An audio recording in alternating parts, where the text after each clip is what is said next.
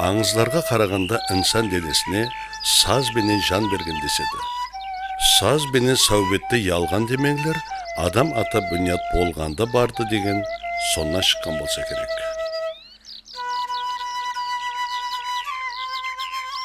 Шынында да, табиаттың өзі бір тұтасыменен саз шеріп тұрғандай.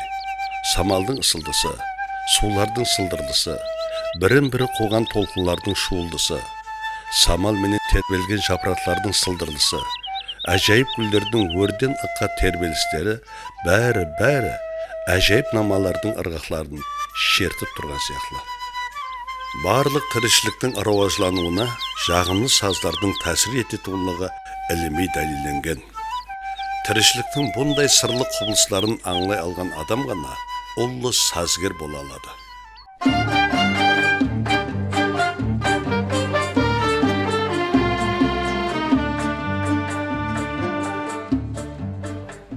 Өзбекстан һәм Қарақалпақстан республикаларына минет сіңген көркемөнер қайраткері, мемлекеттік сыйлықтардың лауреаты, еліміздің белгілі композиторы Нажимадин Мұхамединов өзінің әжайып намалары менен халқымызға танылды. Ол дөреткен тәкрарланбас намалар менен бірнеше әулет қосықшылар жетілсіп шықты. Әрбір атқарушыдан қосықтың арғағын толық һәм жағымды етіп жеткеріп беруді қатаң талап етеді.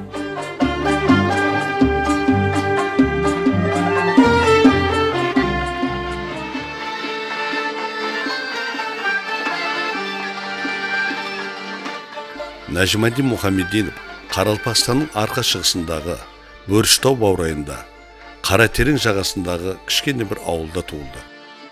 Табият інәм еткен шексіз көзаллық, құслардың құбылған сансыз қосылары кең жазық табият қойнында баланың қиялларын алыс-алысларға шарқылатар еді.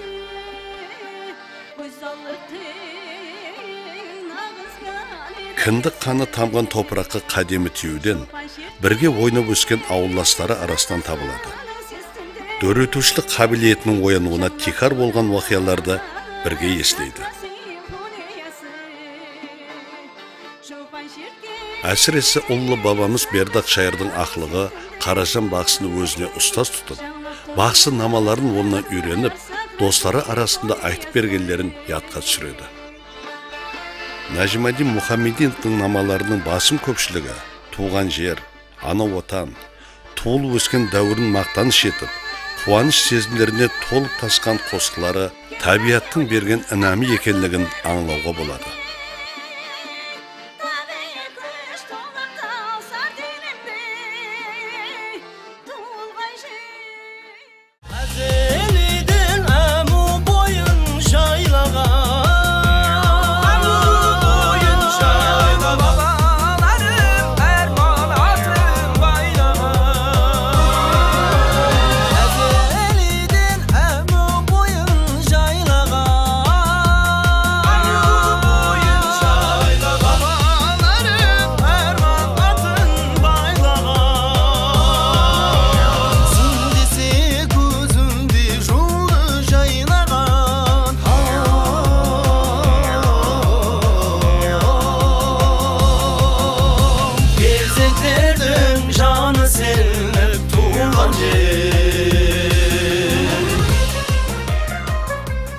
Сазгердің өзгешелігі әрбір намаға таза атқарушын таңлап, талант бұлағының көзін ашады. Бұрын сахнада жаңа қостары менен көрінбеген атқарушыны қосшылық дүниясына алып шығады. Сахра бүлбүлдерін жарыққа шығарады. Күмбірлетіп жері көкіне бақсылар йошып өтті. Күмбірлетіп жері көкіне бақсылар йошып өтті.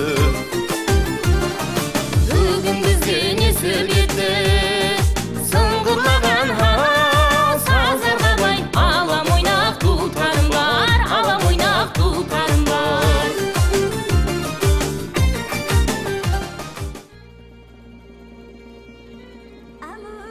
Нажимадин Мұхамединов Қарақалпақ көркем өнерінің әжайып табыстарын, әпуай халық қостарынан симфонияға шекем жету дәрежесін туысқан республикаларда өткен мәдениет күндерінде талай мәрте көрсетуге ерісті. Жаңа намада өтуде халқымызға белгілі шайырлар, балетмейстерлер менен бірге ойласып істеуінің нәтижесінде дөреткен шығармалары заманлар өтсе де өз құнын жоғалтпайды.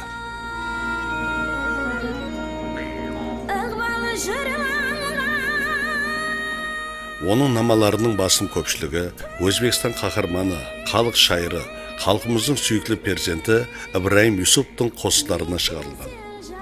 Ол Ибраим ағаның қосылары нама шақырып тұрады деген гәпті көп айтады.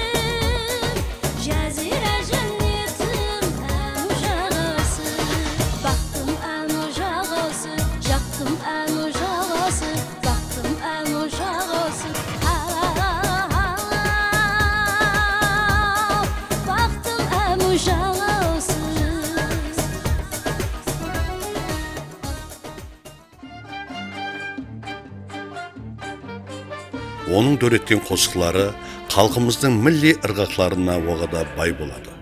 Сондықтан жаңадан дөреткен қосыққа атқарушыны таңлауда алжас болу керек деп есептейді.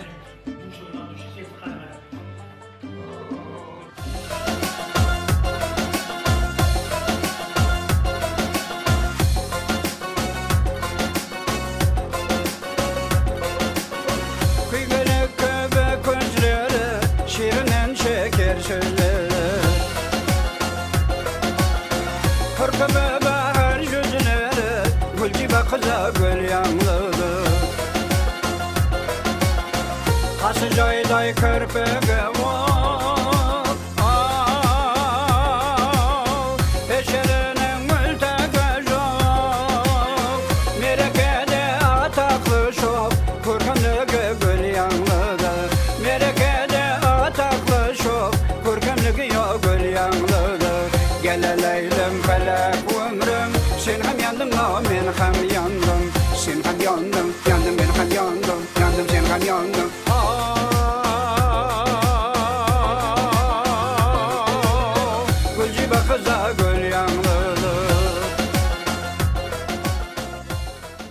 Ayrılıkta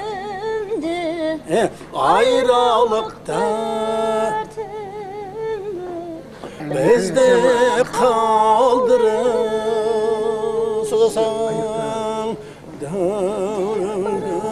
dağıtırsalar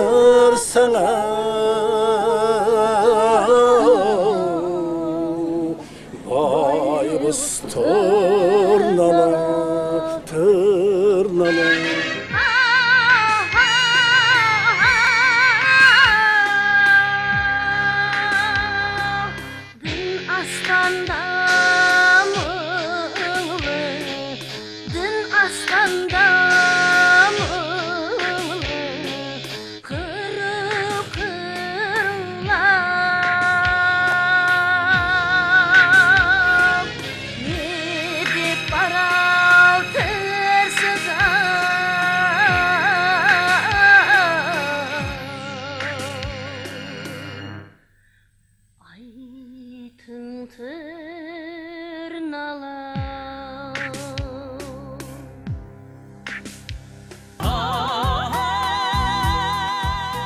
Өзбекстан Республикасы өз ғаресіздігін алғаннан берлі, ғаресіздік байрамы һәм қайта тікленген милли байрам Наурыз салтанатларын шөлкілместіруде Нәжімәдин Мұхаммединов мазмұнлы, көркемдік жақтан сапалы болып өтуде қанығы сыпатында басы қасында болып келмекте.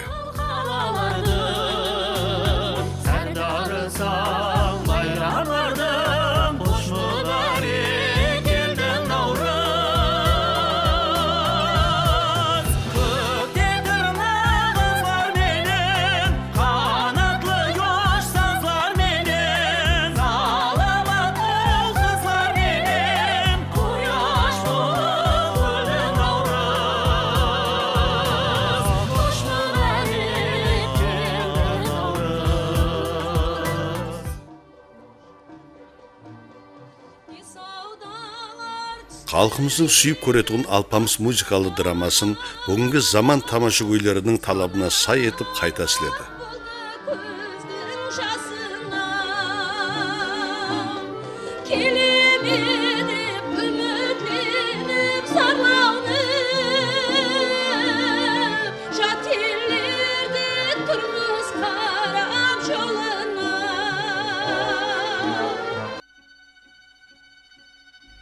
Ибраим Юсуптың либреттосы бойынша істенген Нажимадин Мухаммединовтың Ажнияз операсының театр сахнасында қойылуы Қарақалпақстан мәдениетінде тарихи уақия болды. Қобыздан басланған милли мәдениетіміз театр өнерінің шыңы болған опера дәрежесіне жетті.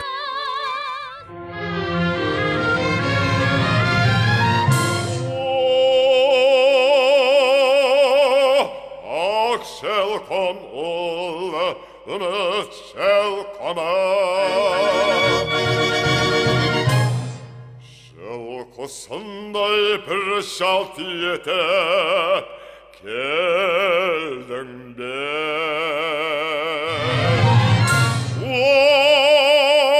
Сен арман алыстағы жанған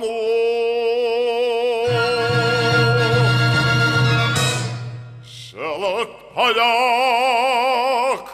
бір шалт етіп söndün de.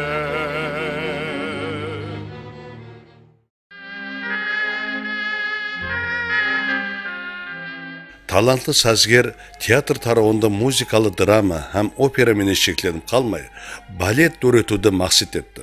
Һәм арадан көп жыл өтпей, бірінші Қарақалпақ балеті Айжамал сахналастырылды.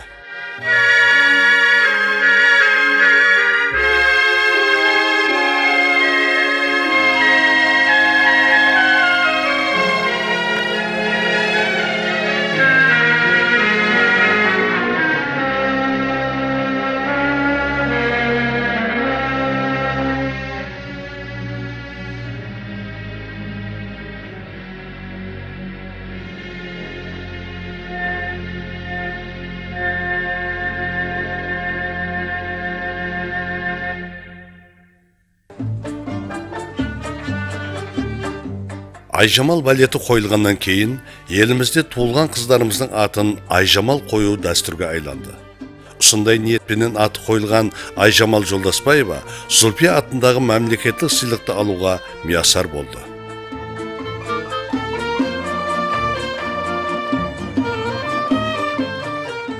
Нажимадин Мухаммединов Қарақалпақстан композиторлар ауқамының басшысы сыпатында жас қосықшылар һәм намаз өретушілерге өзінің пайдалы мәслихатларын беріп тұрады. Қарақалпақ саз өнерінің биік шыңы, Қарақалпақстан Республикасы Жоғары Кеңесінің депутаты, Жоғары Кеңес сессиясында республикамыздың сияси мемлекеттік тұрмысы мәселелерін шешуде қатынасуымен бірге, өз сайлаушыларының машқаласы, өтініші, тілеклерін де үйренуге уақыт табады.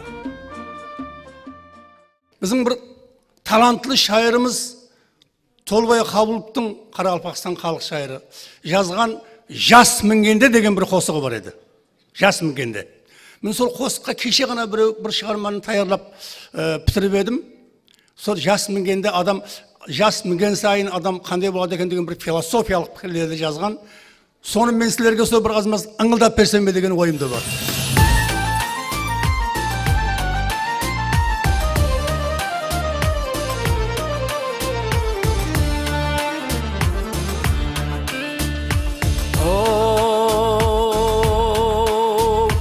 Бәлкім өзің сезесің, яу сезбейсің. Sen gözünşe mert tuğlanğan egzeysen. Jurt bugünde hem yertende oylasa. Sen bir esir aldağını gözleysen. Danaday bolasan jasminge sayın.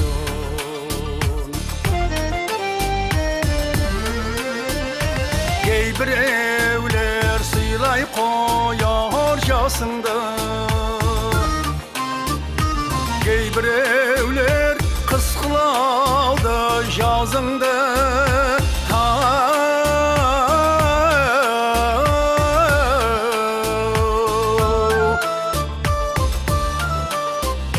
Son kevelge көп кей жиналып, ағартады солар сенің шашыңды.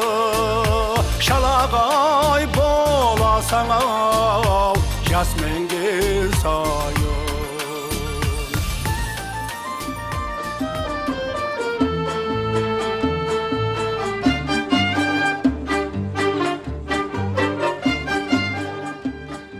Дөретушілік уақытпен санаспай тынымсыз менет етуді талап етеді. Себебі ол дөреткен шығармаларға қанатленуді дөретушілік тоқтау деп түсінеді. Сондықтан ол әр қилы жанрдағы тазанамалар дөрету, оны атқарушыларға үйрету менен бірге үлкен шығармаларын келешек әулет үйрену үшін кітап етіп шығару жұмыстарын да іске асырды. Қарақалпақ хаял қыздары арасынан біріншілерден болып нама жазған сазгер, өмірлік жолдасы Абадан Сапарова, Нәжімадин Мұхаммединовтың бірінші тыңлаушысы һәм бірінші сыншысы. Ол дөретушілігінің және де гүллеп рауажлануы үшін өзінің өмірін бағыш еткен әжайып инсан, һәм оны әр тәрәплеме қолдап тұрушы өмірлік қостар. Нәжімадин Мұхаммединов Қарақалпақстан Республикасы гимнінің дөреуінде де оның рухи үлесінің бар екендігіменен мақтанады.